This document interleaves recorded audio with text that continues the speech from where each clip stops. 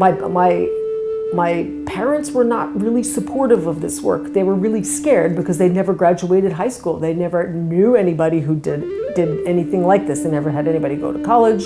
I was their first child. So there was a lot of fear. And yet my mother's mother, my grandmother, who also was essentially was a boarding school dropout or graduate, I'll never know, but who had that experience, I think she was really very supportive and able to gracefully negotiate the fact that I had this conflict with my parents, and basically gave permission to just keep going forward. And she could see that that was something that might be important, not just to me, but maybe if I really could realize that dream, that maybe that would help other people. And so listen to your elders, I think is the success. And the challenge of just as a young person to say, sometimes you aren't going to agree with people who you love and who love you, that there may be a little parting of the ways, but ultimately that has come back. And that challenge of long ago is no longer a challenge. So I think some of it is, if you have that dream, is really to latch on to the people who can help take you there. And some of it is just kind words. As far as obstacles, there have been many. And my A&P instructor told me that, I could be more than a nurse. And I told her that I couldn't. And she said, why? And I said, well, I have 3 children. I can't do it. And so she said, well, you can do whatever you want.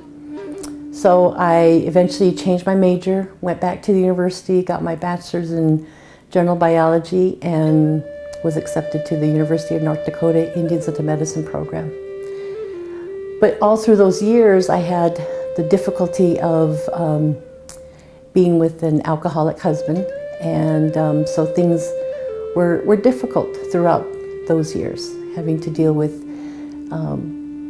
raising a family, and also dealing with alcoholism within our family.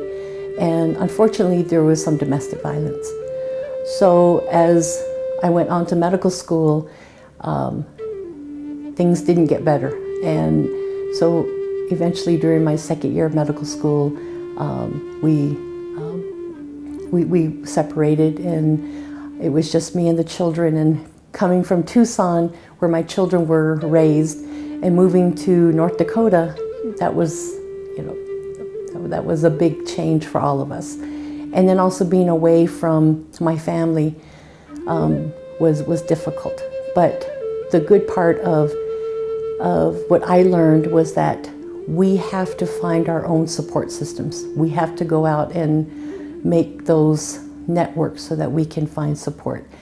And fortunately, at the University of North Dakota Indians into Medicine program, there were 10 other Native American students there in med school. And so I found 2 other women who were mothers, and so we became each other's support system. We would babysit each other's children, help with cooking, and we'd share meals, and just the camaraderie and the support, study together. And so that was a big help. And then coming back to residency was coming down here back to Tucson was good because I got closer to family, but there was a lot of struggles. But like I said, you go up against those obstacles, and you overcome. Challenges really come down to economics and people having a hard time paying for school or how to afford school when they feel that they should be helping their families.